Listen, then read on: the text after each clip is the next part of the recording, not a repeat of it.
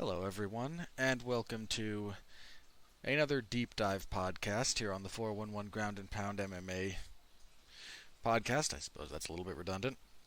I'm Robert Winfrey, and uh, for the record, these are a project intended to help keep me busy because I enjoy doing them, and because a few of you out there seem to like them. The last one that was a look at Dominic Cruz seems to have done relatively well, and I got a request for one about tonight's subject. Now, whenever you happen to be listening to this, I'm recording this at about 2:30 in the morning because I'm weird. Tonight we are discussing former UFC light heavyweight champion and MMA great Mauricio Shogun Hua. Shogun is a very interesting case study in some respects. He represents a great deal of potential early in his career, someone who realizes it, someone who falls off, and Shogun is, as of this recording, at least not retired. We'll get into his later career somewhat more naturally towards the end of the program. But he's someone that captured the imagination of a generation of fans, and if you're only of the more recent generation of MMA fans, someone who came in, I don't mean this disparagingly, but if you came in the Rousey or McGregor kind of waves of fandom, you probably didn't see any of Shogun's too many of Shogun's genuinely great fights, and you may not understand what was so special about him. So hopefully this can provide a little bit of education and at least my own personal insight to those of you who have never seen him, and the same to those of you who maybe did, who saw his early run through Pride, who saw his ascension to the UFC title, etc.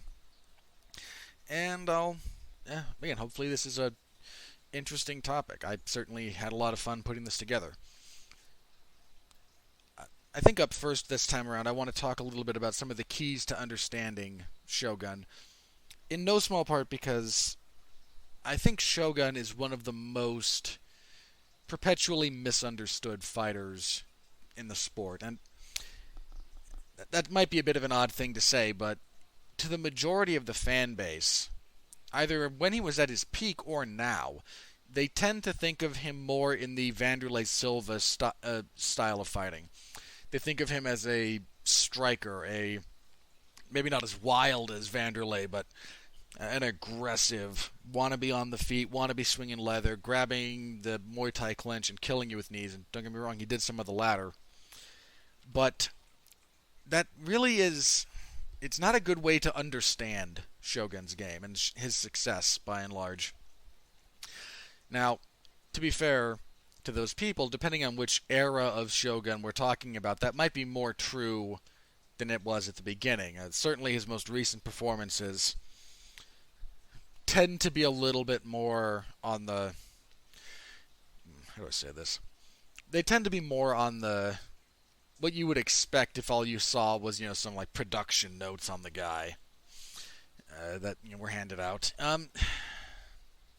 In his prime, when he was at his best, Shogun wasn't really a striker in the way he was kind of sold as a striker.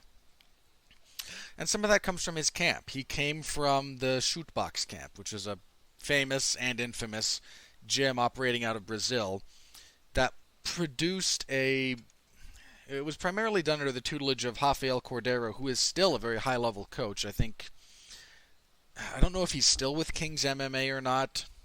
He might be.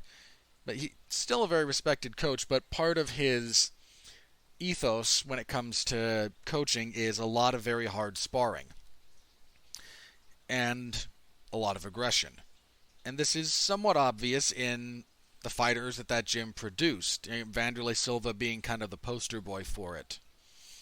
Shogun, arguably more successful than Vanderlei. I would certainly argue more talented. Shogun's older brother Ninja, Murillo Ninja Hua. Anderson Silva trained with Shootbox for a while, and he wound up leaving for, I think, the Nogueira brothers camp. That might have been around the time the Nogueira brothers split from Brazilian Top Team. They were associated with them for a while. Because they were a better fit, I think, for Anderson's style and what he was trying to develop than shoot box was. Evangelista Cyborg Santos, probably unfairly more well known at this point for being the ex-husband of Chris Cyborg Justino than for his own career, but his own MMA career was certainly nothing to hang your head about. Again, for a slightly more modern MMA fans, the only thing you might know of his fighting career was the time MVP literally caved his skull in with a flying knee. But he had a long career. Again, Evangelista has been fighting for a long time. And that's some good fights. He was not a scrub by any stretch of the imagination. So he comes from a camp that has, again, that kind of reputation. And then Shogun's first couple of fights in Pride under the Bushido banner, and then you had to be a little bit more discerning, I think, than most fans were at the time. Even a lot of pundits were at the time. And it's only kind of with hindsight that what he was really doing kind of becomes a bit more apparent. Shogun all that setup is to say, I think if you want to understand how good Shogun was and really understand his skill set, you have to get away from the notion that he's a striker. Shogun is, I think, more accurately described as one of the best ground and pound artists the sport has seen.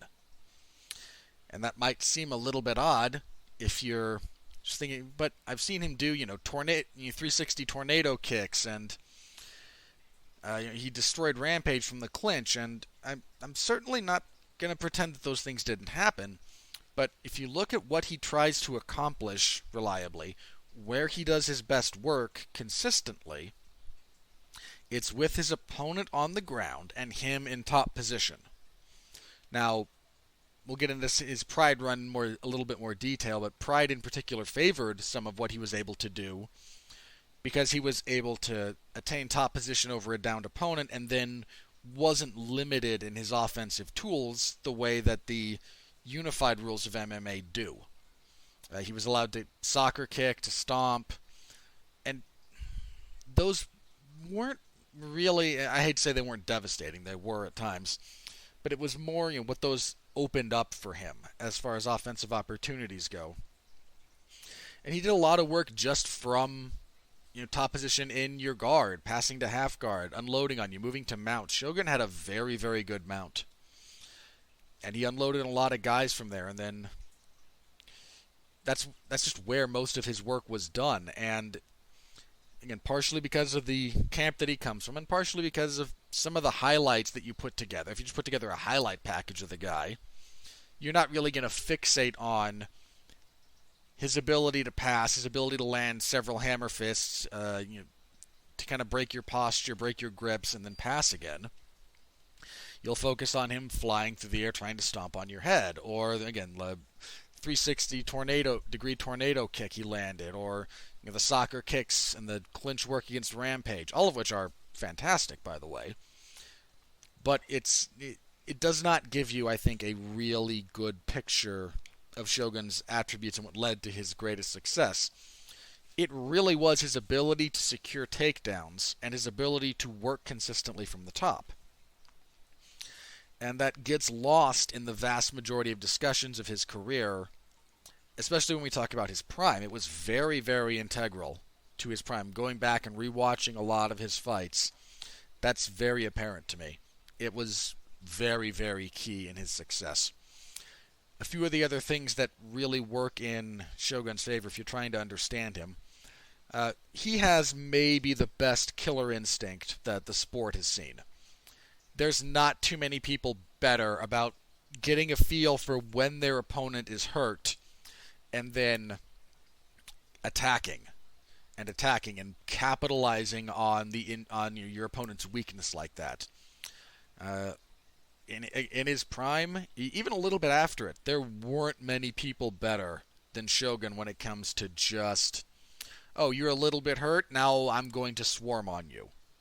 The old metaphor of the shark smelling blood in the water, that was him. If he smelled any of it, and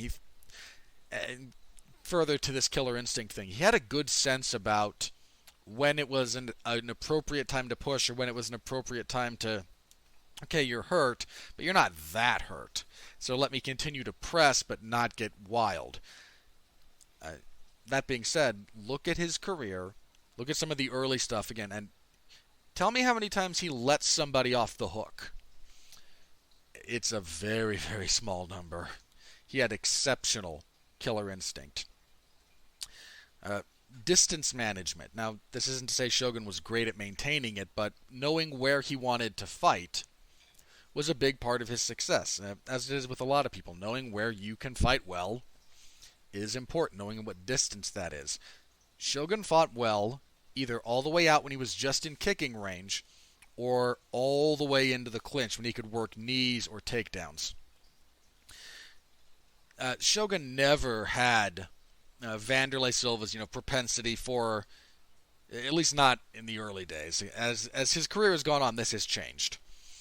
But he was not the same kind of wild brawler that Vanderlei was. He was not a great puncher if we're talking about technique. Shogun had power, but one of the big, I think, detriments to his entire career was that he never seemed to have a really good boxing game.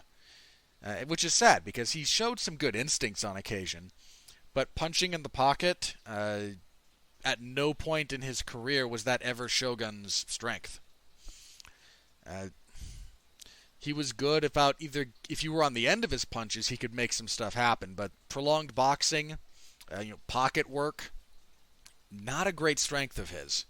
Now his power and his chin in some cases would carry him through some of those circumstances, but he was not a very slick infighter. He wanted to be kicking distance or very end of his punches or all the way into a clinch. His hands have never been anything technically speaking to write home about, and it's something that has dogged him his entire career. And if there's a big deficit that's consistent, it is his boxing and his technical punching. It's just something he never really, I'd say, put a tremendous amount of effort into, because I'm not sure how true that is, but it never really manifested itself in his performances. And again, it's sad because it's something that could have helped him tremendously. Shogun, in his prime and his best forms, was also an unbelievably dynamic fighter.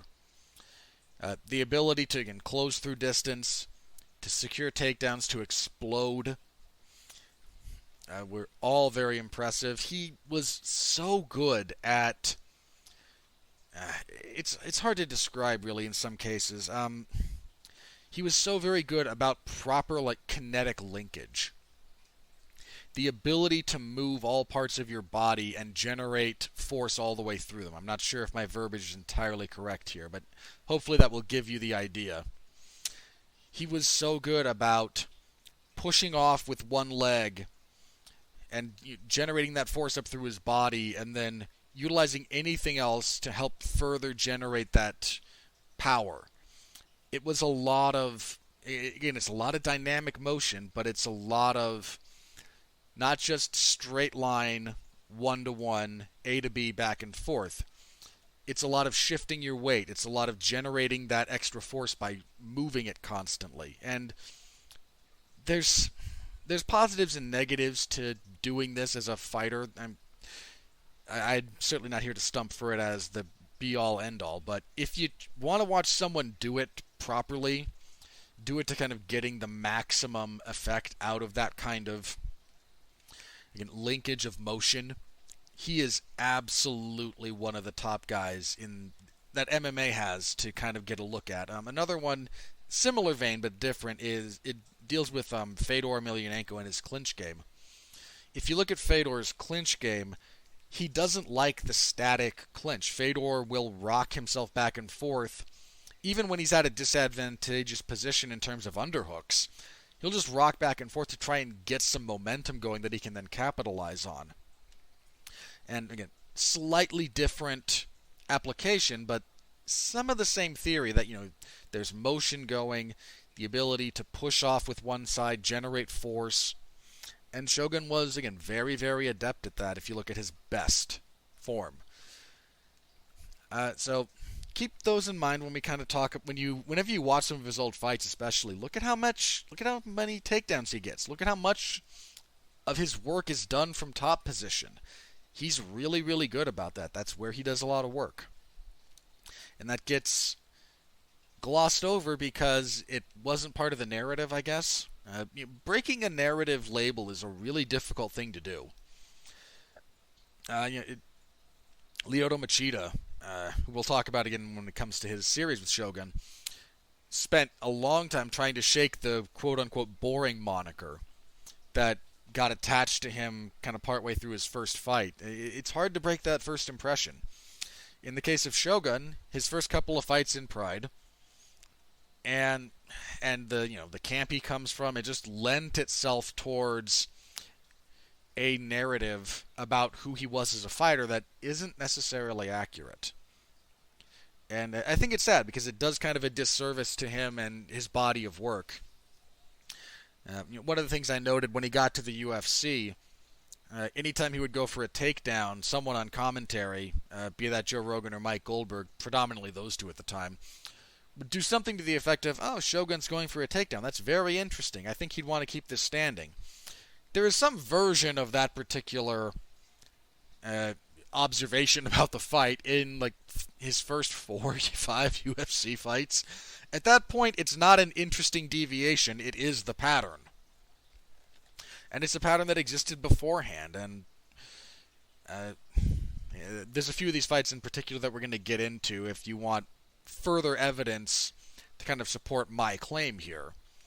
And you're free to refute me if you would like to cite specific examples. And again, the other big thing about Shogun when we talk about understanding him like this, anyone who has fought as long as Shogun has, and as much as Shogun has, is going to change. Their game is going to evolve, they're physically going to break down, etc., etc. I mean, this is being recorded in 2020. Shogun is not officially retired yet, and I believe the UFC was last working on a third fight between him and Little Nog, Antonio Rogerio Nogueira.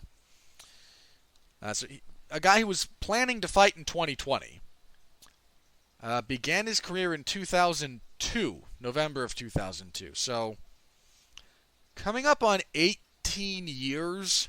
We're over the 17-year mark, and he will probably get to 18 before he actually retires. So, 18 years, give or take, and 38 fights. That's a lot of material, especially when you consider how much of that was done. For the record, Shogun debuted in Pride in 2003 and has only ever fought since then for Pride or the UFC.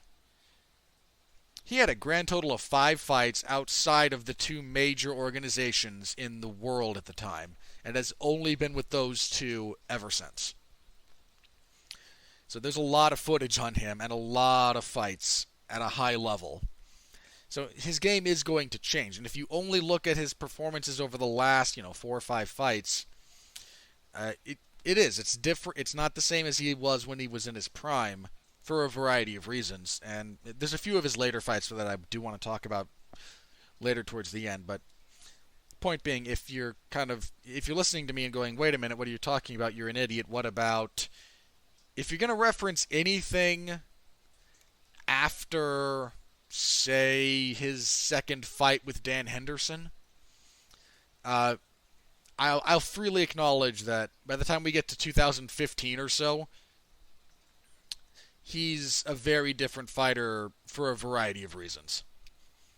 But I'm talking at the moment about understanding his prime and him at his best and his run-up to the title. And he was, again, I think, widely misunderstood by the general fan base. And to be fair, I am not the first person to say, Shogun's a great ground and pound artist, and that's really where he truly excelled. Not the first guy to say it. I think a few other people have. I want to say Jack Slack did, or at least referenced it recently, so... but I may be misremembering that, so my apologies. If I'm the first one you're hearing say that, then... Well, stick around for the ride, hear my evidence, before you decide to castigate me. And so just keep those in mind. Okay, Shogun's first rise to prominence. Some of this has to do with it. Actually, didn't really come in. Bear in mind, we're talking 2003 MMA, so there was still a divide between the hardcore fans and the casual fans, but it was not nearly as wide, I think, as it is now. If you were into the sport in that period of time, uh, you'd followed a lot of smaller shows because of how infrequently the major ones ran, and you try. There were more. The hardcore fan base made up, I think, a greater percentage of the total MMA fan base at that period of time than it does now. To be fair, also still probably in the minority relative to the casual fan base, but given how small the fan base was, it was just a greater percentage. I think the first time the real hardcore fan base got a taste of Shogun actually came at uh, a really odd event. It was called IFC Global Domination. This was partially a one-night tournament. It was an entire event, but over the course of this one event, there was a tournament where the winner would have to win 3 fights in one night. This was not an uncommon thing back in the early days of MMA. This tournament in particular is somewhat interesting because it features a bunch of people whose names you might recognize. Shogun wins his opening match against Eric Vanderlei and goes on to fight a gentleman by the name of Hanato Sobral. Sobral, to reach the semifinals, defeated Trevor Prangley, a name hardcore fans might recognize. That was one half of the bracket. On the other side, a first-round matchup featured Chael Sonnen and Forrest Griffin.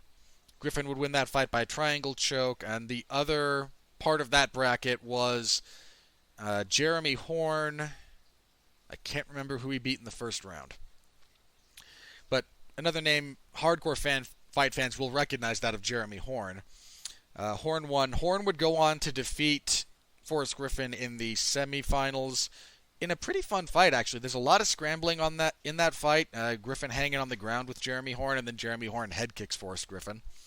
Hanato Sobral would submit Shogun in the third round of their fight. His face got lumped up a bit during the course of that one. Sobral would go on to win the whole thing, beating Horn by decision in the finals. But again, some names that you'll recognize. Again, if we're talking just about Sobral, Hua, Sonnen, Griffin, Horn, every one of those guys fought for a UFC title. 2 of them won. 2 of them are former UFC champions at this point. So it's a little-known event, but some interesting names that came out of that. Anyway, the loss to Babalu at that point that's Hanato Sobral. That was Shogun's first loss. It was his 5th professional fight, and his performance in that tournament in general, and I think just kind of the position of favor that the Shootbox gym had in Pride at the time, got him a ticket to Pride. He debuts initially in the Bushido kind of subset of Pride. The initial, I don't know how long this lasted, and Pride was there's a lot of love for Pride, deservedly so, but Pride was kind of weird in places as well. Initially, Pride proper, like the Pride brand, was only heavyweight fights, basically. So they had the Bushido kind of subset for people who weren't heavyweights, and then eventually they kind of folded them all together, and the Pride banner would go on to just be host to, a variety of weight classes. But his initial run through the Bushido, stuff was just...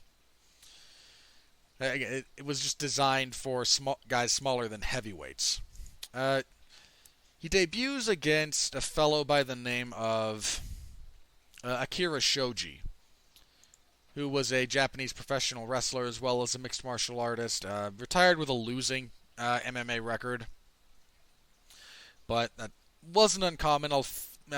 He did have some success in Pride. But his final record, I think, at the end of the day, 14, 17, and 5. But, just kind of Pride had a lot of professional wrestlers, given the crossover that Japanese professional wrestling had with actual fighting. There was a much greater bit of connectivity between like actual catch wrestling and the ability to fight and the perception of those two in Japanese professional wrestling than in, say, American professional wrestling or lucha libre, the Mexican professional wrestling. So the Japanese professional wrestlers were a bit more structured and a bit more like encouraged to actually know how to fight in.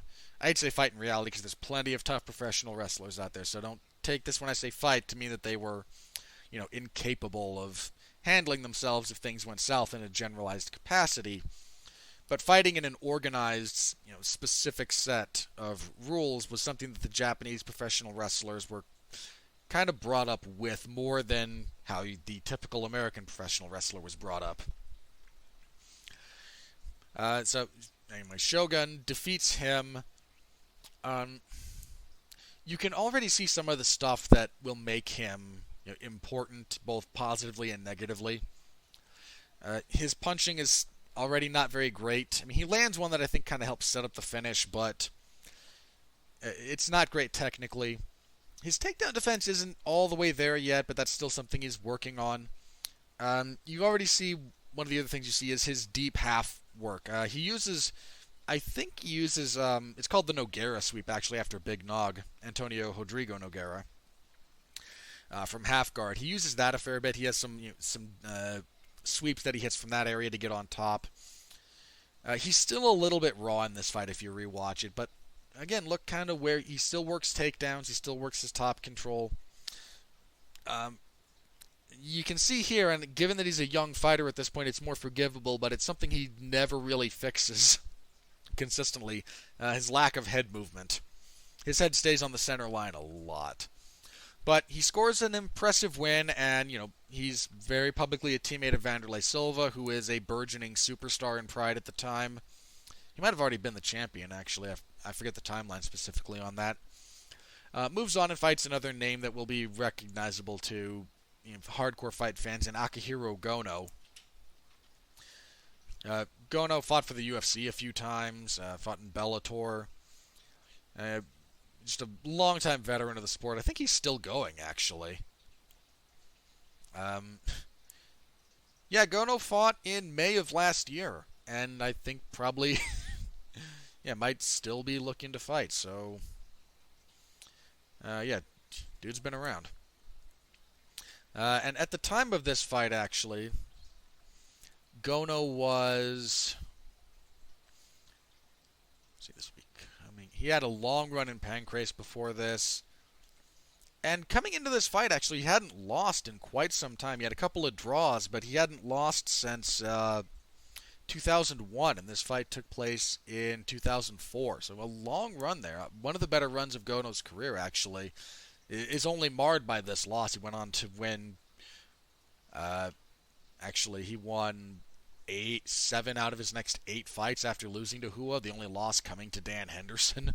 So, again, one of the best runs of his career. That actually includes a submission over Gegard Mousasi. So, point being, Gono, not a scrub. By any stretch of the imagination, a lot more experienced than Shogun, and Shogun defeats him, officially with soccer kicks. And this is one of the things that you start seeing a little bit more of from Shogun here as he gets a better feel for how to use the rule set. You see more of his tie clinch, the double collar tie, in this particular fight. He controls Gono fairly well with it. Throws more leg kicks. One of the things that you see here is, and this is another thing that will not completely dog him throughout his career, but his ring craft, his ring generalship. He follows Gono a lot, doesn't cut him off as much as you'd like to see. He will, again, he fixes some of this later in his career, but right now it's very, very evident. He, also relentless forward pressure. That's kind of, again, he follows Gono, but he never really stops moving forward, if nothing else. After defeating Gono, he fights... forget this gentleman's first name, Yasuhito Namakawa, and stops him in the first round. I mean, for the record, the Gono fight went a little over 9 minutes, and given that Pride had a 10-minute first round, which was a brutal, brutal thing, not something something that I might like to see kind of experimented with again in contemporary MMA, just out of my own idle curiosity. Anyway, the Namikawa fight, he finishes at 6:02 of the first. And Namikawa, again, another guy with a solid overall career. Um, Unfortunately for him, a lot of it was just slightly smaller. I mean, I hate to call rings and deep small, but somewhat relative. They were a little bit on the smaller side. This was, in fact, I think he only fought twice in Pride. Yeah, he never got off the Bushido rung. He won his first. But still, at the time they fought, he was 16-12. So again, not the greatest record, but a lot of experience, if nothing else. And Shogun somewhat predictably runs through him. He was, I think by this point, the Pride was starting to get a feel for what they might have on their hands with this guy. His clinch work is again showed off here. His takedown defense is much better. He really showcases his top game for the first time in this fight. You'd seen it a little bit in the previous fights, but not nearly as much. If we're talking traditional top game, he spends more time actually on top, like in guard, passing. Shogun's passing game is, especially in Pride, was very underappreciated. He could pass through he passed through a lot of guys' guards. And finished this one, I believe, from the mount. And Shogun's mount, like I mentioned before, pretty dangerous, and he could get there. He was good about getting there. And at this point, I think they knew what they had on their hands in this guy, so they bring him up to the Pride banner proper. At Pride 29, he fights Hiromitsu Kanahara. This is a designed. Pride had some odd matchmaking tendencies. They would take some great fighters and throw them to the wolves early. Actually, I think Luke Thomas had a thing on his personal YouTube channel recently talking about Hidehiko Yoshida, where he talks a bit about how quickly Yoshida wound up, fighting kind of near the top, guys near the top.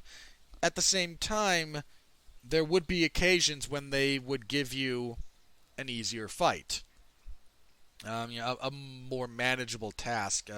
In the case of Kanahara here in particular, when he fought Shogun, he was on a 3-fight losing streak, all of which were in Pride. That featured, he was TKO'd by Vanderlei Silva, lost a clear-cut unanimous decision to Mirko Krokop, Alistair Overeem smashed him, so he hadn't even won under the promotional banner, and now, again, here on the main stage, he's here to essentially be cannon fodder for Shogun as an introduction to a slightly larger frame of the audience. And Shogun, to his credit, if they're gonna throw you, if you're gonna get thrown cannon fodder, you better treat them like cannon fodder. And Shogun does just that. This is very much a showcase fight for Shogun and his abilities. His takedown defense much improved again. You can see more of his explosive capability here, and he's used soccer kicks in the past, but boy does he use them in this fight. He just smashes Kanahara with soccer kicks, and then a stomp actually is what winds up finishing it. Just brutal stuff. But it did what it was designed to do. It further cemented that Shogun was kind of a monster, and led us into his inclusion in one of the most ridiculously stacked tournaments that you will find in MMA. The Pride Middleweight 2005 Grand Prix. If you're potentially confused about the naming here, Pride's naming scheme went from heavyweight to middleweight to welterweight. So middleweight in this case was about 205 pounds-ish. It was done in kilos, so I think it was technically like 203. 203 pounds. I forget the specifics of the conversion ratio there, but uh, that's what it was. It was the 205ers, basically. And this is one of the most insanely stacked fields of talent you'll find. I'm not going to list all of them, but I'm going to list a bunch of names you might recognize. Ricardo Arona, Dean Lister more for the hardcore fans, Kazushi Sakuraba, Kevin Randleman, Vanderlei Silva, the aforementioned Hidehiko Yoshida, Alistair Overeem, Vitor Belfort, Igor Vovchanchin, who hardcore fans will recognize, Antonio Rogerio Nogueira, Little Nog, Dan Henderson, Quentin Jackson, and Shogun. And that's not everybody. That is not everybody that was in this tournament. Shogun was an underdog. And to be fair, when you look at that assemblage of talent, I mean, good lord. A guy who at the time was entering the tournament at 8-1, so not even 10 professional fights. Yeah, I can see why he was the underdog. I mean, the Pride 2005 Middleweight Grand Prix could be its own show. Like, that's how good that that tournament was. That's how it produced some genuinely great fights. But Shogun's first round opponent was Quentin Jackson. And this was kind of off of the back of Jackson getting a very, very bad split decision win over Shogun's older brother, Ninja. Just brief aside, I know a lot of people kind of stump for the Pride scoring system, and I'm not saying it's worse than what we have now, but the notion that it never led to bogus decisions is a really faulty one. Pride had its share of questionable, clucky influence decisions. Part of that had to do with their scoring criteria. And I don't want to get too far off on the tangent. But if you ever find someone who's like, no, Pride scoring was always better, watch the Jackson and Ninja fight. Big Nog, Minotauro, and his fight with Rico Rodriguez was a very, very questionable decision that went Nogueira's way. It did happen, and it was not. So, just point being, it was not a perfect system by any stretch of the imagination. This fight is one of those. This is basically Shogun's, I think, coming out party. If we look at him finally stepping up to a guy who is legitimately ranked very highly, if we talk about world rankings. At the time for Jackson, he had both of his fights with Vanderlei Silva that he lost, but he'd only lost, I think, 4 times in Pride. He lost his debut when he just struggled with the back control of Kazushi Sakuraba. Had a DQ in just 14 seconds. Jeez, I haven't seen that fight in a long time. But went on a long winning streak, including stopping Chuck Liddell cleanly. Very clean corner stoppage. Lost to Vanderlei. This was post his epic, forever highlighted slam of Ricardo Arona. That powerbomb out of the triangle choke. So, point being, Jackson, very well regarded on the world level.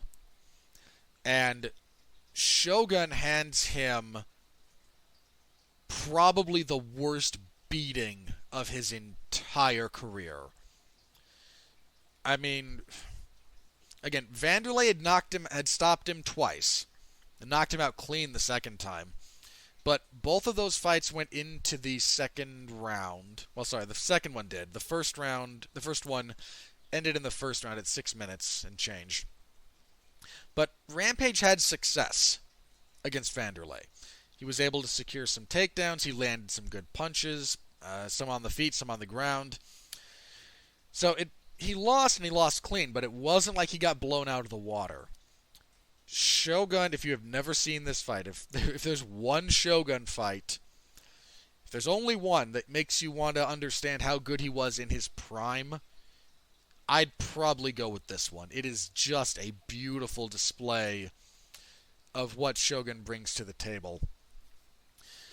Um, Rampage at the time was struggled with a really good double collar tie, and Shogun employs that. He batters him to the body with knees. He breaks his ribs, actually, uh, with one fairly early. Uh, Even when Rampage is able to force more of a body clinch, Shogun is still assaulting him with knees. He's cutting Rampage off, gets him into a corner fairly quickly every time they're at distance, and unloads. Finishes it with soccer kicks. Again, if you want to argue that maybe the loss to Fedor that Rampage had recently was worse and that he just got knocked out one punch pretty cleanly. Rampage is just at this point so far removed from anything approximating fighting shape in his fighting prime that I'm not sure how fair it is to count it. This was a look at Rampage after this fight. He does not know what happened to him. Like, he is in shock. I think the two worst losses of Rampage's entire career, this and his fight with John Jones, maybe. And the Jones fight was not as violent as this. Shogun put him through a wood chipper very, very quickly. And it's a beautiful display of Shogun's abilities. In the next round, Shogun would fight Little Nog. And this fight is an all-time great fight. This is also going to be one of my big pieces of evidence for, again, understanding Shogun, how his ground and pound was really kind of the key to understanding a lot of his success. Shogun struggles on the feet with Nogueira. He lands some good kicks, but anytime they get into the pocket, Little Nog had better boxing. I mean, he clips Shogun with a right hook that drops him to his seat. Nogueira constantly kind of gets the better of the boxing exchanges. Shogun just doesn't really have the combination work. He would have a good right, but then kind of stall out in the pocket, and Nogueira would tag him a few times before they clinched up. Look at the number of times Shogun gets takedowns. Anytime they wind up punching into the clinch, Shogun decides, I like being on top better. And Shogun's just constantly, anytime they tie up, inside trip, outside trip. They both try sacrifice throws at various points, and Shogun just on top, able to consistently work his ground and pound. And I also tend to include, soccer kicks in that description. Your opponent's grounded, you're pounding on him. Under this rule set, it's legal to knee and kick the head of a downed opponent. So standing over somebody kicking them, I think probably should technically, I tend to qualify it as ground and pound because they're on the ground. Especially for prolonged periods of time. You can also see a few minor attacks that Shogun starts showing off a little bit here. He tries showing off this kind of like step-through stomp. So if he's standing, he's got both of Nogueira's ankles. He'll try to shoot one of his legs through the guard, so through the legs, and then stomp onto the head. It's a technique that actually leads into his finish of Ricardo Arona in a couple of fights.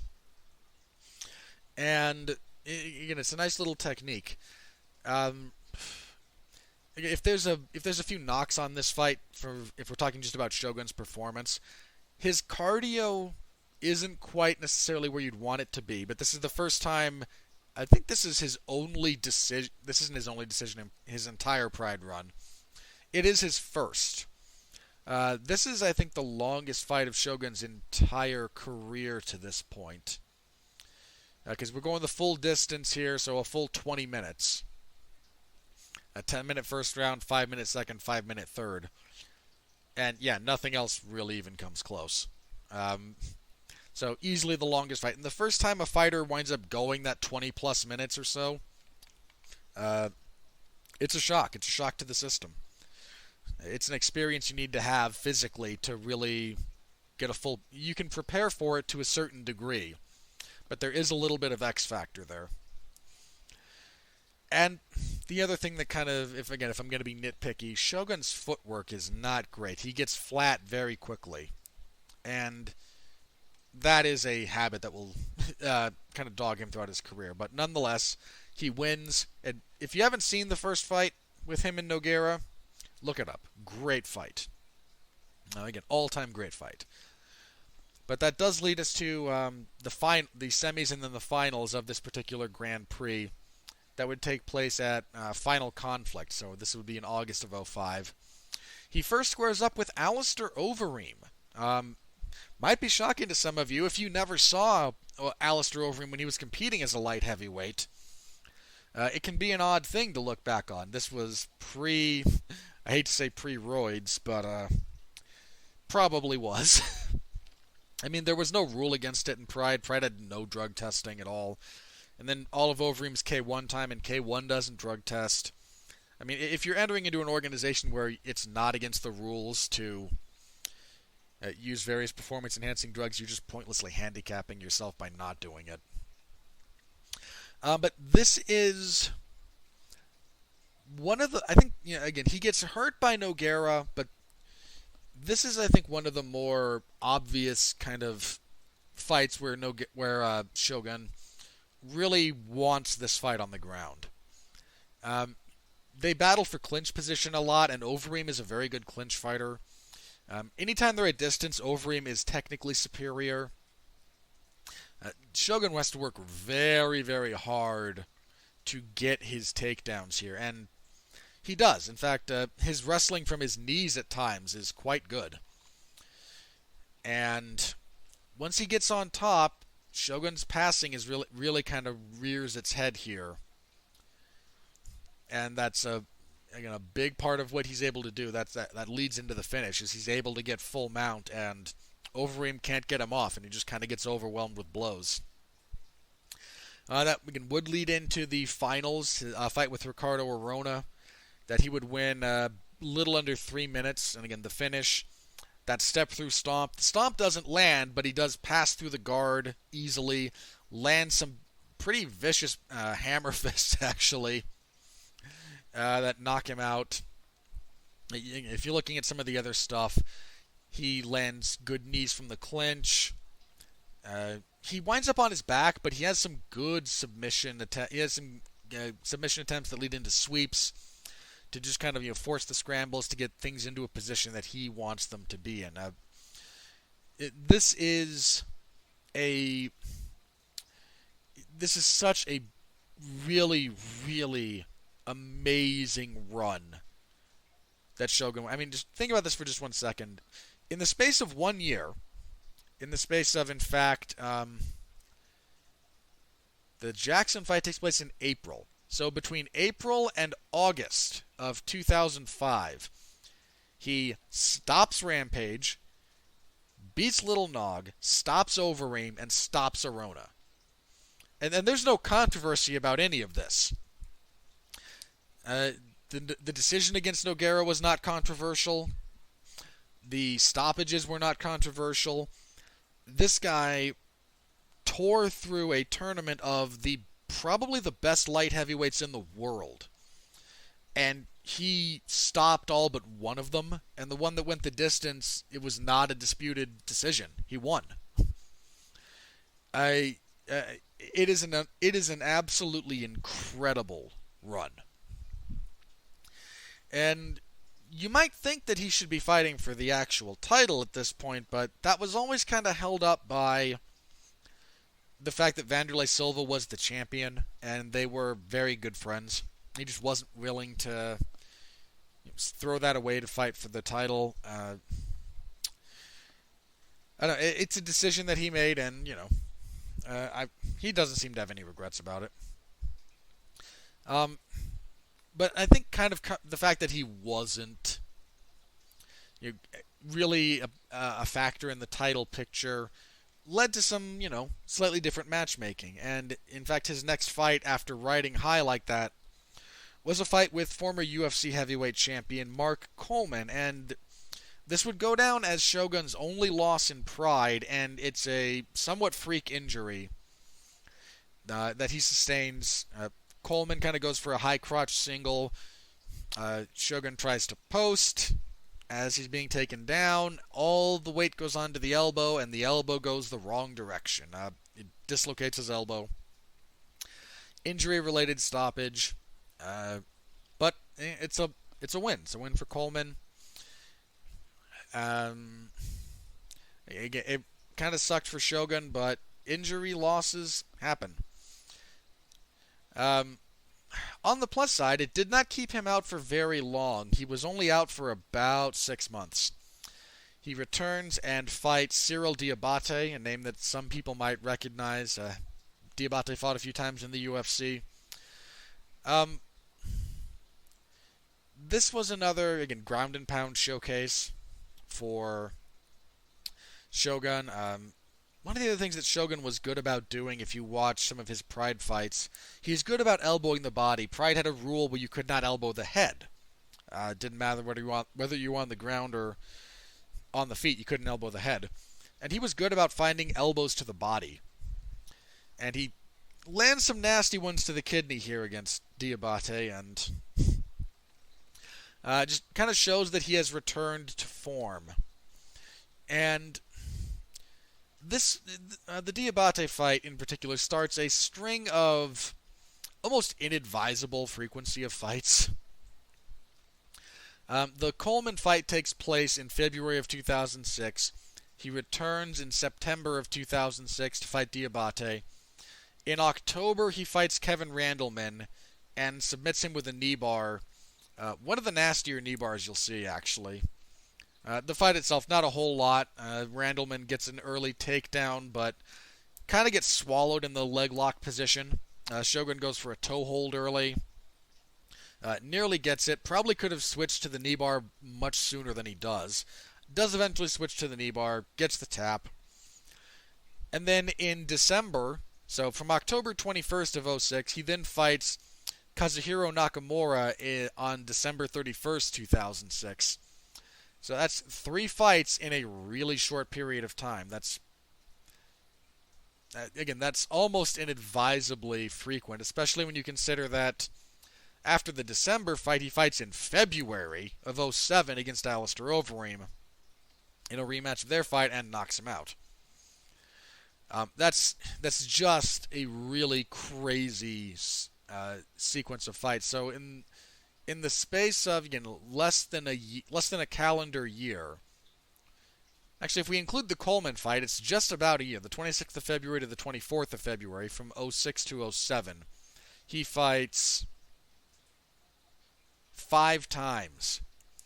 And the last 3 or 4 of those in very rapid succession. That is a deeply inadvisable pace to fight at.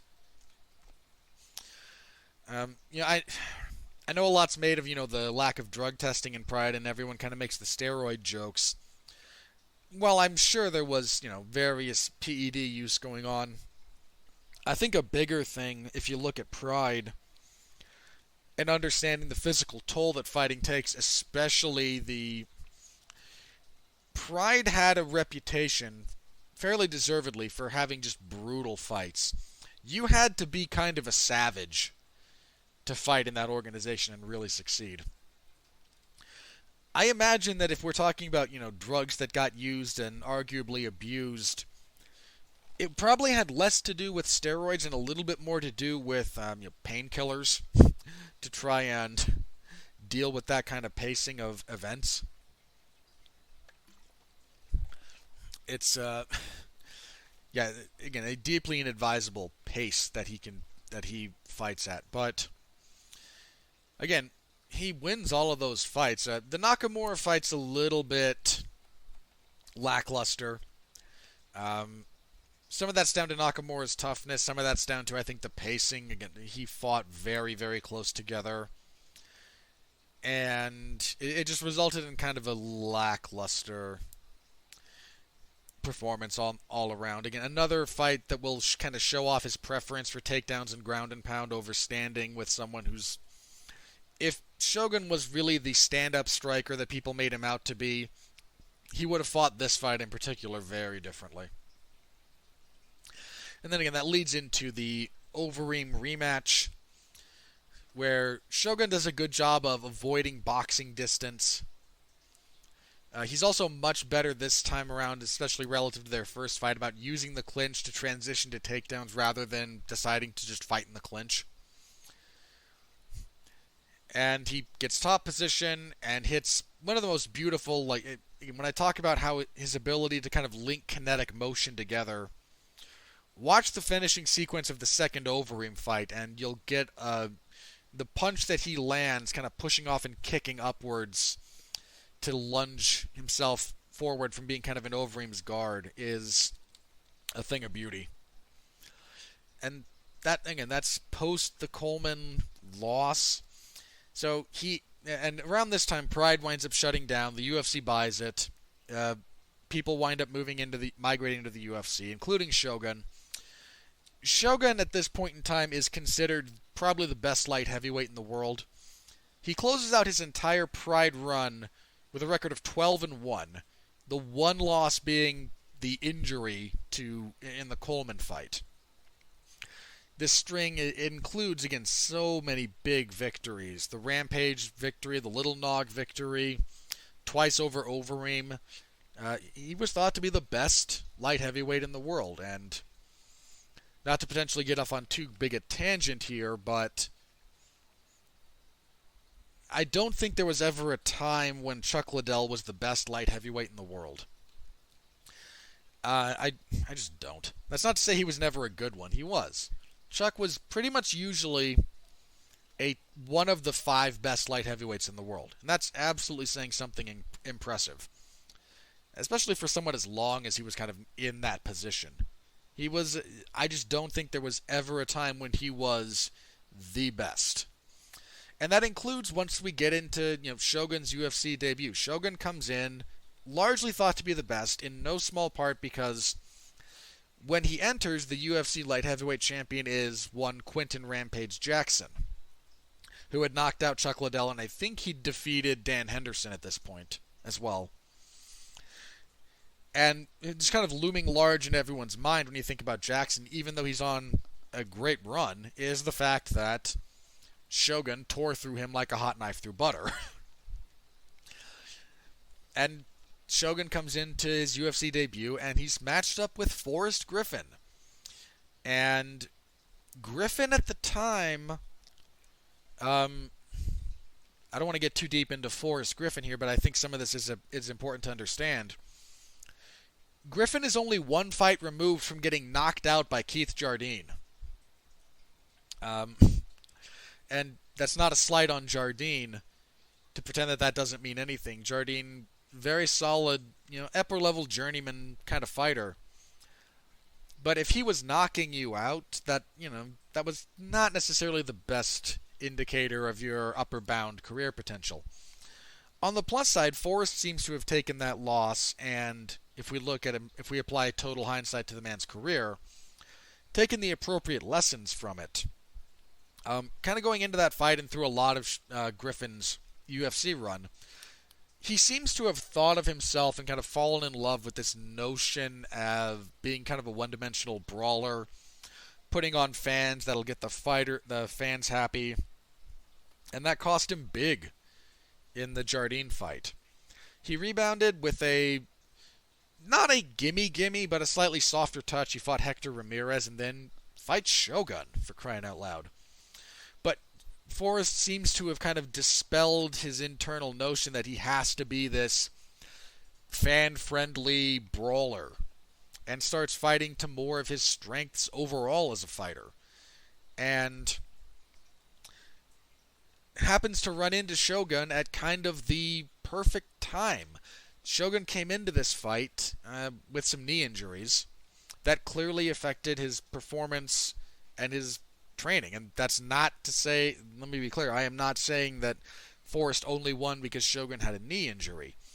We just can't pretend that it wasn't a factor. The fight is really kind of Forrest's coming out party. I might argue, there's a very real argument that this is his crowning achievement, and this is a guy who went on to win the UFC title. He would off the back of this win, actually, he would go on to defeat Rampage via unanimous decision. Believe that was the timing there. Yeah, he would go on. He would win this fight, go on to beat Jackson for the belt, then get knocked out by Rashad Evans in his first title defense. Um, but again, not a Forrest Griffin podcast. But Forrest came into this fight very, very well schooled. Um, he was very aware of Shogun's clinch game and how he likes to go for takedowns there. Uh, he's very aware of Shogun's passing game. So the times he's on bottom, all Forrest does is close his guard and try to control things. He does not go for a lot of submission attempts. He doesn't go for a lot of scrambles. Anytime he wants to move, he's very calculated about when he wants to do it. And kind of factoring in some of Shogun's health issues, it's a perfect storm. And since we're talking about Shogun specifically, the lack of conditioning and the knee issues that kind of I think inspired that or caused that, they play a big role. Forrest pushes. This fight is contested for guys their size at a very high pace. You see Shogun's mobility issues rear their head fairly quickly. Forrest is moving around Shogun very well, mostly because Shogun is not moving well at all. And this is the first time that Shogun could use elbows offensively. He actually cuts Forrest open pretty badly with some elbows from top position. But he ultimately can't maintain the pace, winds up giving up his back. Griffin gets a choke. And again, I might genuinely argue the biggest win of his career. It's this or the Rampage one of those two. And depending on which way you want to argue, it's one of those two fights. Needless to say, an inauspicious, in some respects, debut for Shogun in the UFC. He winds up taking a significant amount of time off, well over a year. He has to have surgery to repair the injuries he had going into the Griffin fight. Then he winds up tearing up his ACL again while he's kind of in recovery. It's around that time I think he also has the issue where he had a transplant ACL surgery, so I believe they use a cadaver tendon or ligament, and then just replace it, and his body rejected it. Sorry, no, I'm completely confusing who I'm talking about. Nope, sorry, strike that. He just ruptured his ligaments again and wound up having to go through a second surgery.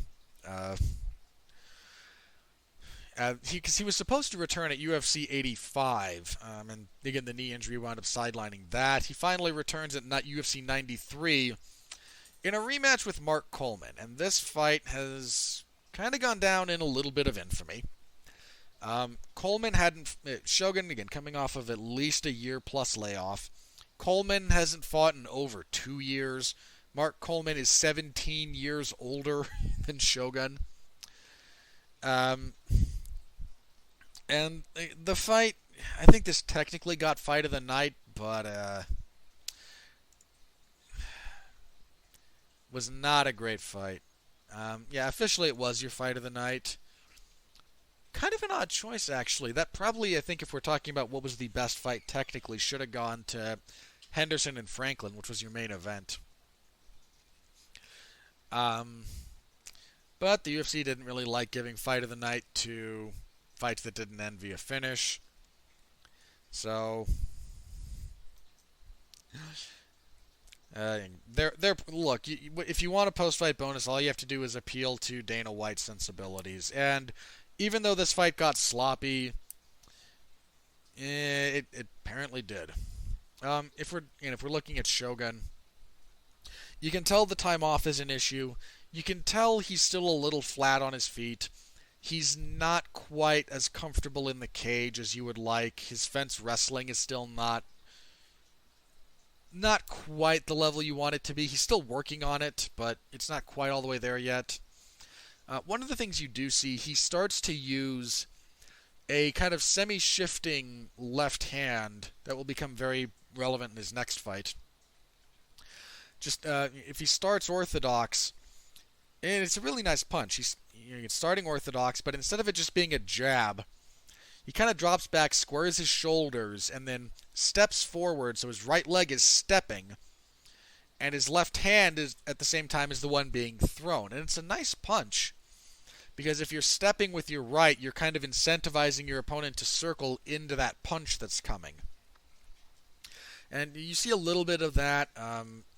In all honesty, I think if you kind of remove some of the cardio issues that Shogun has, if you were just talking about his skill set and his application thereof, this fight is much more a return to form for him than I think initially given credit for. A lot of people initially were just down on this because it went into the third round and he gassed and Coleman was unbelievably gassed. And to be fair, it's not like those are invalid criticisms, but I think a lot of people kind of got fixated on that instead of looking at more of the technical application of his game, because it's much more a return to form than I think a lot of us gave him credit for at the time. But with that win, the UFC matched him up with Chuck Liddell. And this fight is not really all that competitive. Liddell at this point is in decline, to put it nicely. Liddell at this particular point in time has lost the title. Again, he lost that to Jackson a couple of years earlier. Would then go on to lose a decision to Keith Jardine. Win against Vanderlei Silva in a fight that, in all fairness, is another all-time great fight. One of the few genuine dream fights that comes together and doesn't disappoint.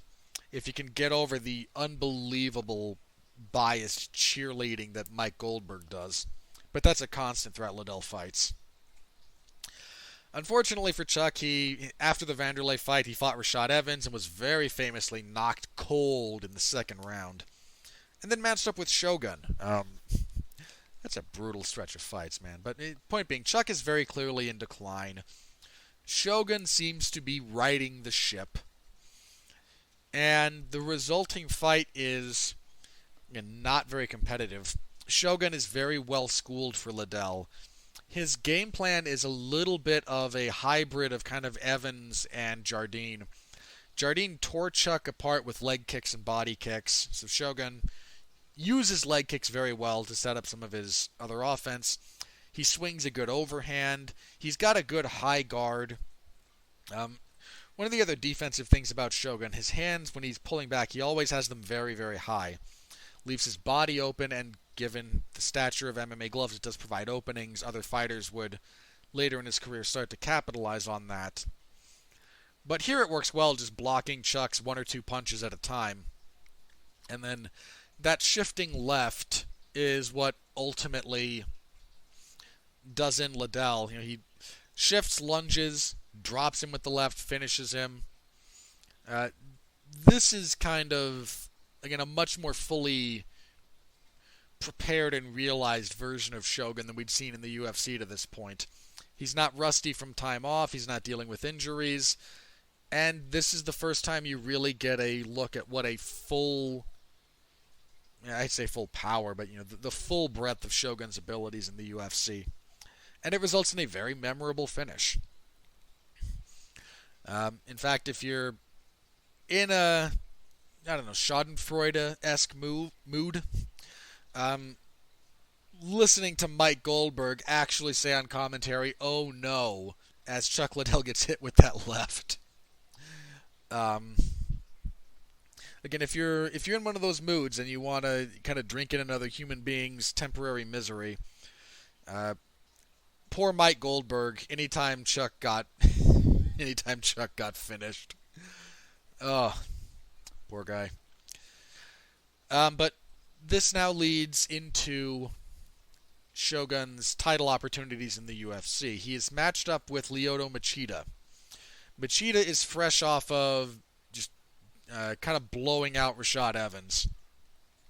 Machida is undefeated at this point, and Machida's run up to the title and his title win and whatnot gets, I think, in contemporary discussion, forgotten, overlooked because of how this fight goes and then the next one. But Machida was a real problem to try and solve in the cage. I mean, the number of people that Machida gave their first loss to is fairly significant. He's the first guy that beat Rich Franklin. He was the first guy that beat Rashad Evans. He was the first guy that beat Eric Anders. That was years later. Several others as well. The man was a legitimate, and still is. He's still fighting. He's not what he used to be, but he's still quite good. But at the time, he was a legitimate problem. I mean, his performance against Rashad Evans was so good. Joe Rogan capped off that call by saying, "Welcome to the Machida era," because you kind of thought, who's going to beat this guy?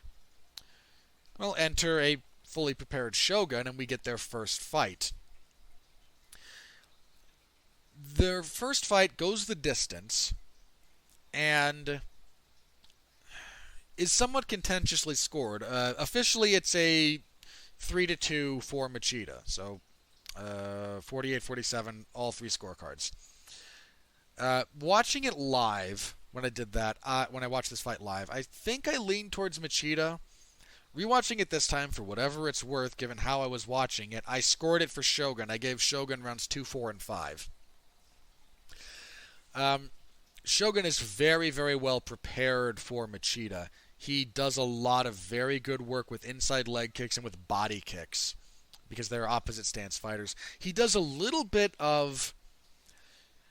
It's kind of referred to as the southpaw double attack, but the reality is either fighter can use it if you're in an open stance. It's just a rear leg, so a power leg kick, followed by, when you reset, a power hand straight. Mirko Krokop used to tear people up with that.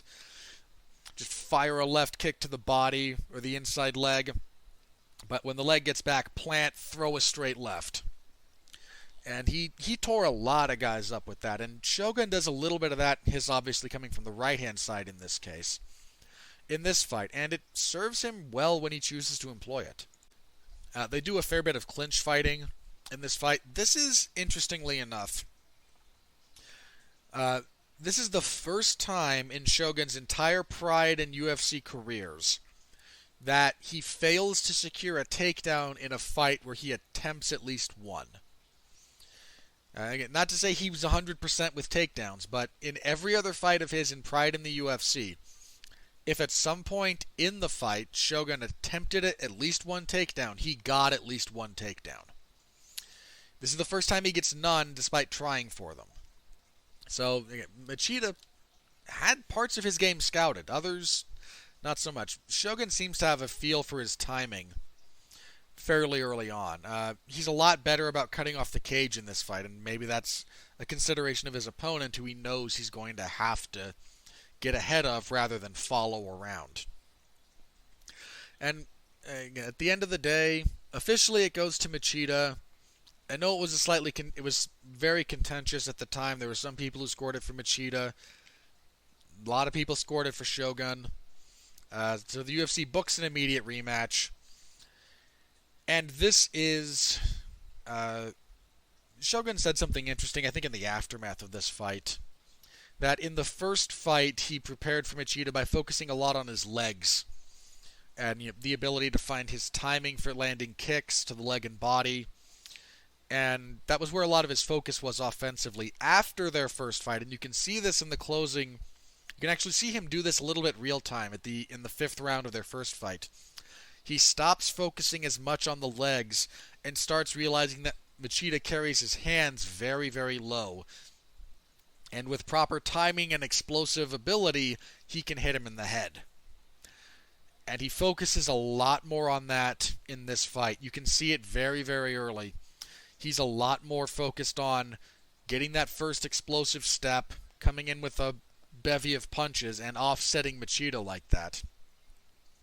He also has a feel for some of Machida's patterns in this fight. One of Machida's favorite techniques, and he landed this several times on Shogun in their first fight, and it hurt him a couple of times, is a stepping left knee to the body.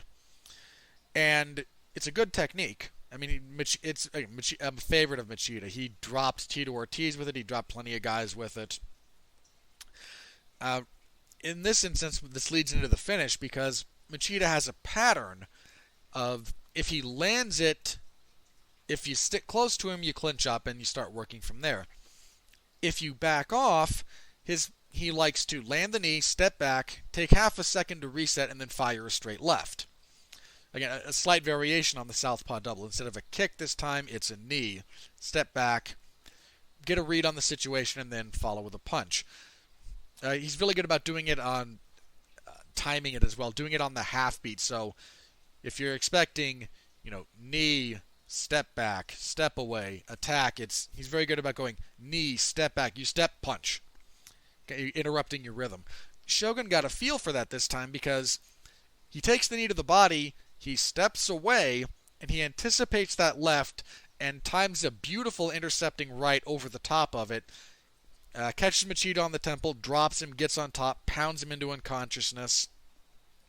Again, a really nice adjustment from their first fight to their second from Shogun.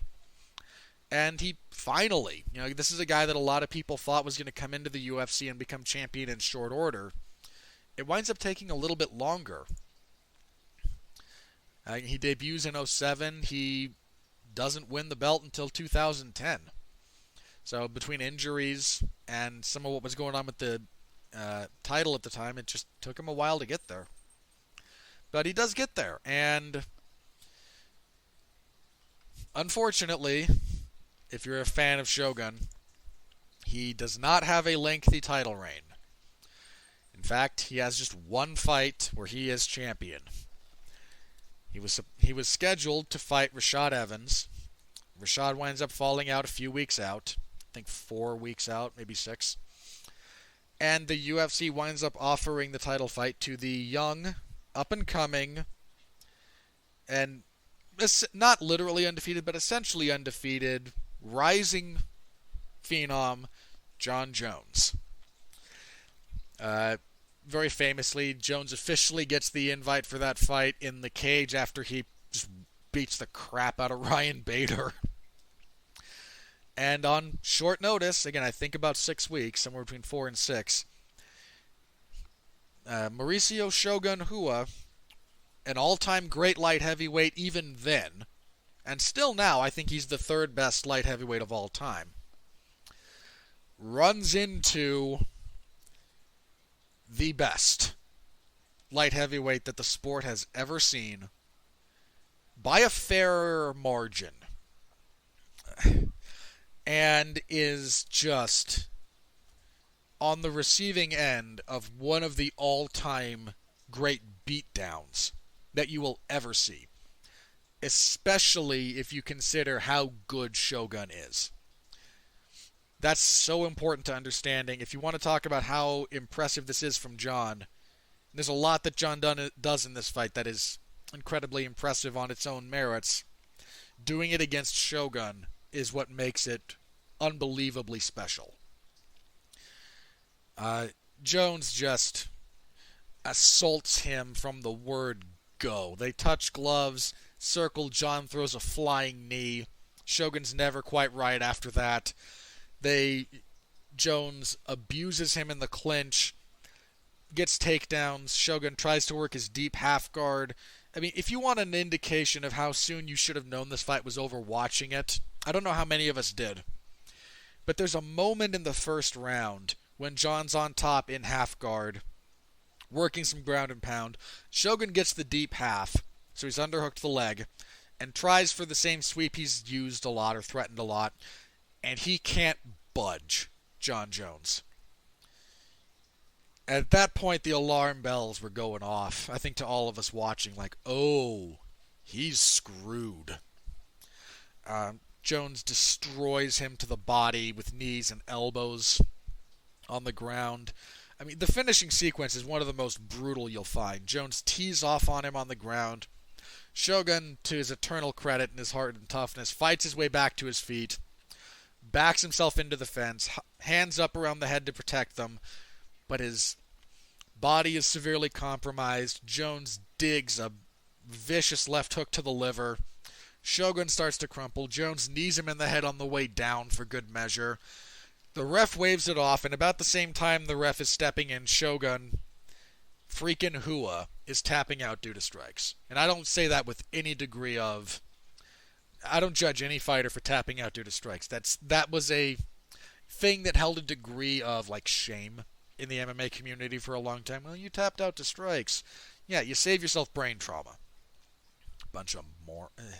Sorry, the stigma attached to that really bothers me at this point. But yeah, Jones just massacres Shogun. It is an all-time great beatdown that I think gets sadly forgotten, made more impressive by how good Shogun is. And Shogun's post-title career is an interesting one. He puts on some genuinely great fights. The first thing he does post-title, is a rematch with Forrest Griffin. This one goes, I think, the way everyone expected their first fight to go. Shogun has better mobility. He moves around. He's still lunging a little bit, but he's got a good feel for Forrest. He has a good read on an uppercut. Forrest, anytime he would try to close distance, did a lot of ducking with his head. And he clips him with uppercuts constantly. And again, another instance of his killer instinct. He hurts Forrest a little. It wobbles him. Forrest kind of goes down, and Shogun just will not let him off the hook. And it was kind of a thought, let's maybe see if we can get Shogun back into title contention. And coming off of this fight, Shogun will be matched up with Dan Henderson. This fight, what is there to say about this fight? This is another all-time great fight. This is one of the 5 best fights in MMA history. And when you get to the top 5, where you rank 1 through 5 is kind of down to personal preference. I think this is absolutely one of those top 5.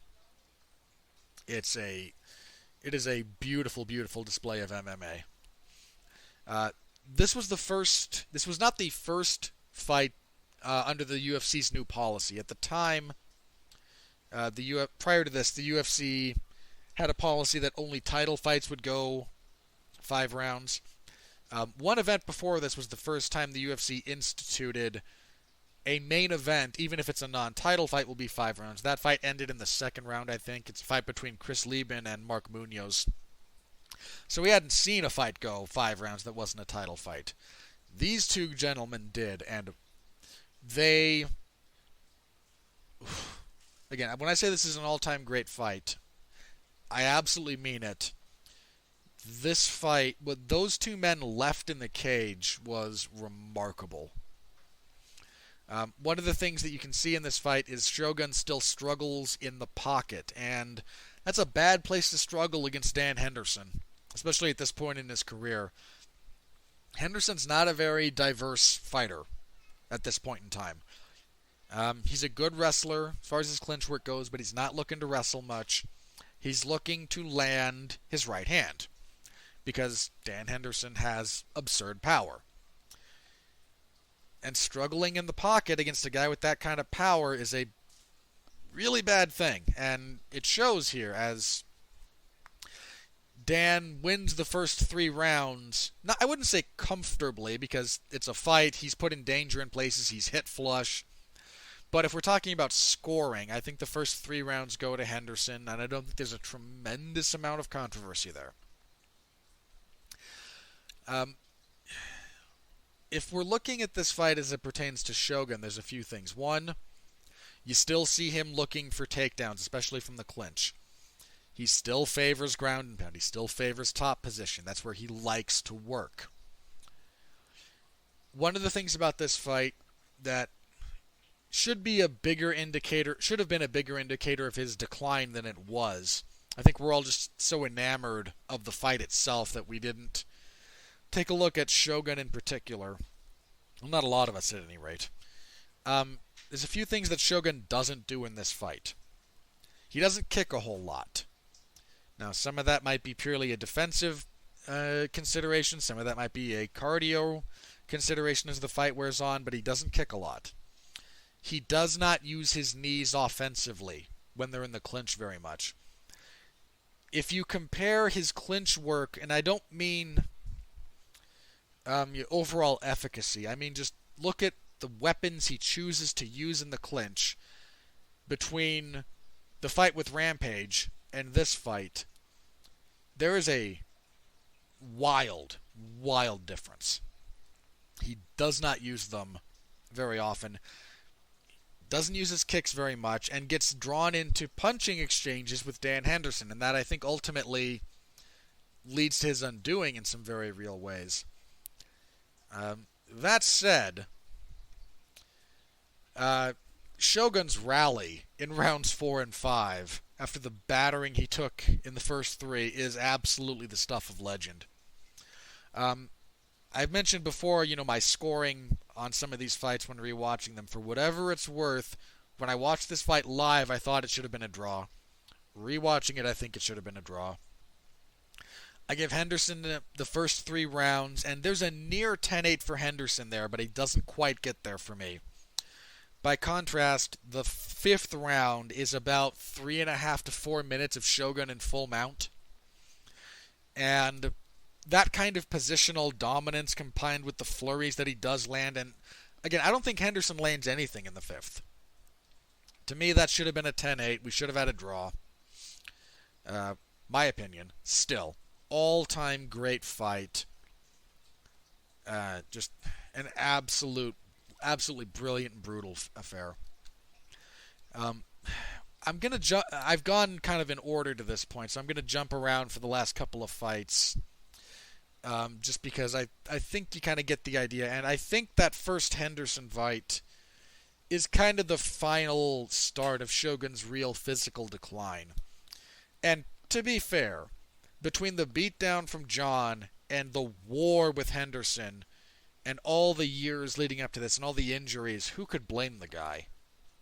It happens to everybody. And I think that's kind of the point when it really started to kick in for Shogun. And I mean, the man kept fighting. He kept a fairly decent clip since then. He would go on to, I'll list these very quickly, and then I have a few that I want to talk about. He would beat Brandon Vera in a 4-round fight, lose to Alexander Gustafsson, get submitted by Chael Sonnen, knock out James Tahuna. They would have a rematch with Dan Henderson. He was tearing Dan Henderson up in that rematch, if you don't recall their rematch off the top of your head. Shogun was a lot more mobile. He was kicking a lot more. Henderson was a lot less mobile at that point. All Henderson had was, powerful punches, usually in the pocket. And Shogun, just with the smallest of openings, leaves one, and given MMA gloves, small openings are all you need. Henderson clips him with a hook exiting the pocket and finishes him, but Henderson was getting chewed up in that rematch. Gets knocked out by Ovince St. Preux in 34 seconds. They scheduled a rematch of his fight with Nogueira. This would be in August of 2015. So only, about a decade after their original encounter, he would win via unanimous decision. Another really good fight. I don't think it's as good as their initial encounter, but it's 10 years later for both of those guys, and they've both been through the ringer in terms of both fights and injuries. How could it be? Would win a split decision over Corey Anderson that he probably should have lost. Would beat John Vellante, would get knocked out by Anthony Smith, beat Tyson Pedro in a fight that he also struggles in, and then fights to a draw with Paul Craig in his most recent fight.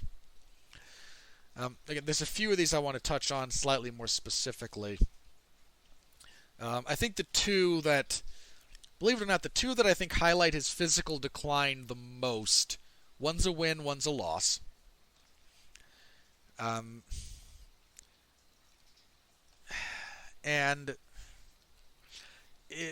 First of all, is the John Vellante fight, which is a win. He gets a TKO stoppage in the 3rd round. But look at that fight. If you really want to, juxtapose Shogun's performance in that fight versus any of his earlier fights. I mean, look at either of the Machida fights. Look at the Liddell fight. Look at any of his Pride fights. And you'd be hard-pressed to say it's the same fighter. He is unbelievably flat on his feet. He's very plodding with his footwork. His offense is incredibly repetitive. And it's almost all punches. And it's almost all headhunting. It's just a very, very kind of pedestrian, flat-footed brawl. And it was... I remember watching that fight and being unbelievably depressed. Because that is just a shell of what Shogun used to be. And he still, he wins. But, again, juxtapose the performances and you might understand why that was such a downer of a fight. And then the last one I think I want to touch on briefly is the loss to Anthony Smith, because this is probably this is one of the two worst losses of Shogun's career. The loss to OSP occurs in 30 some odd seconds and is a bad one, but I think the two bad losses in Shogun's career in terms of the physical damage he takes and how one-sided it is, the Jones fight and the Smith fight. In the Smith fight, Shogun's right hand is constantly out of position. He doesn't have a lot of footwork. He kind of comes on in straight lines and comes in the same way, which is what leads into the finish. Comes in on a straight line and walks into a very, very stiff 1-2. Backs up with his hands high, but Anthony Smith, to his credit, seems to have a feel for Shogun's defensive position with his hands, because he punches around the guard a lot. And the enduring image of Shogun falling, he gets hit with an elbow kind of around the temple, cut open badly. And he's unconscious at that point, or very nearly so. Smith punches him a few more times. He's unconscious against the fence, and it's the kind of image of him unconscious, spouting blood from his forehead, falling over against the fence as referee Mark Goddard tries to kind of catches him around the head and neck to cradle him from impacting just onto the canvas, and then he tries to get up from his knees and keep going, and he's just very clearly and very badly, rattled and concussed at that point. And it's kind of a depressing image, but it is one that I think comes to much more fighters than you think. The vast majority of fighters, you don't go out on your own terms most of the time. And you almost never go out on your feet. And I know he's fought since then, but those two fights, I think, if you look at those two and then kind of juxtapose who Shogun used to be with how he fights in those two encounters, it tells a very, very stark picture of the physical realities and the physical toll of this sport on anyone, including someone who is, I think, the third best light heavyweight of all time. I think if we're talking about the best light heavyweights the sport has ever seen, it's John Jones, Daniel Cormier, and Shogun Rua. In his prime, in the best version of himself, Shogun was a dynamo. A absolute phenom. He could fight at long range with powerful kicks. He could do wild athletic stuff. He was a monster at getting you down and punishing you from top position. And it's unfortunate that so much of what made him so great kept deteriorating along with his knees. And it's obvious why, if you look at his early stuff, how reliant he can be on that kind of explosive motion. And he works a little bit to compensate for it as his career goes on. But as his knees kept going, his fighting kept going down, his movement slowed down, his offense became much more limited to just punching, which, as we mentioned, technically never his strong suit. Powerful, yeah, he's got power, but he was never a very technically proficient puncher or boxer. And at this point in his career, that's basically what he's leaning on. And he doesn't really have the technique there to kind of support that. And that's again, that happens to every fighter, man. Every fighter goes through that point when some part of their game goes away, either through technical maturation of the sport, physical deterioration, or some combination thereof. It happens to everybody. And again, even someone who is an absolutely unequivocal all-time great. And make no mistake, Shogun is an all-time great. His run in Pride is the stuff of legend.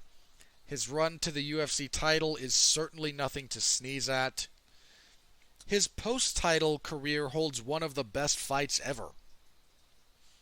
And at this point, I don't think he should be fighting anymore, but that is not my decision to make. Again, and someone who was scheduled to have a fight in 2020, the UFC was, I think they had either planned or actually signed a third fight between him and Little Nog, which is about the only thing either of them should be doing if they're going to be fighting at this point. And he's just again, the man is an absolute legend. His ability to mix in takedowns, his ability to kind of misdirect you, I think, with his mystique. A lot of people who didn't look at his fights very critically were caught off guard when he took them down, and then were unprepared in some respects to deal with his top game.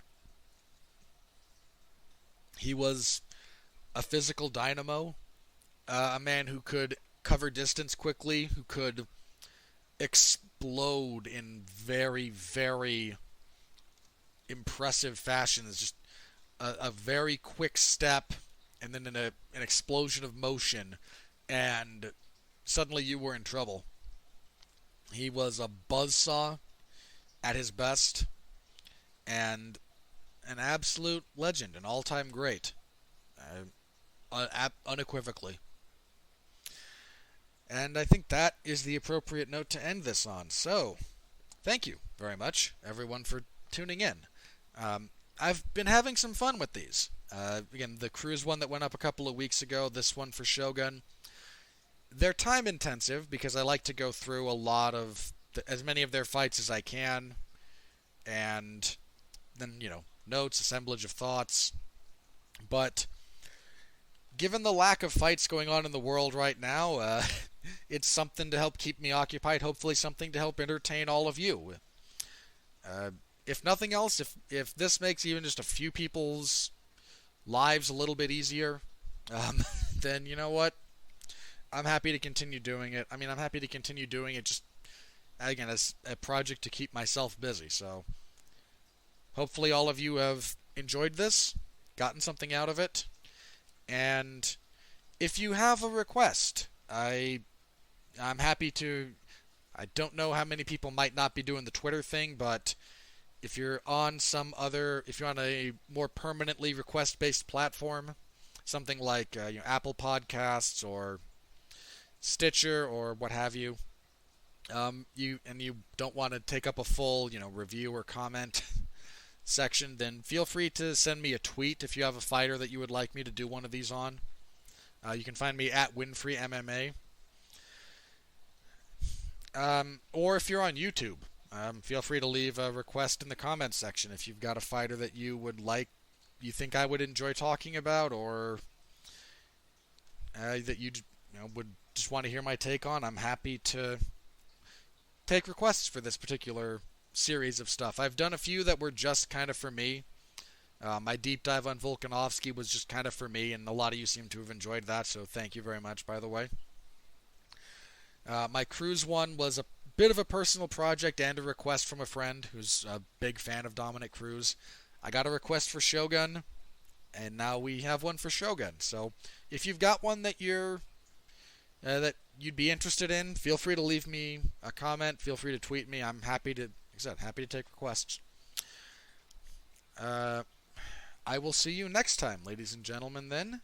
Please feel free to follow the 411 Podcasting Network. We're on all your major podcast providers. Again, the Google Play, Chrome Podcasts, I think, is the other one. That'd be Google Play, Apple Podcasts, iTunes. We might be on Pandora, Stitcher. So any of your major podcast platforms, YouTube or the 411mania.com website.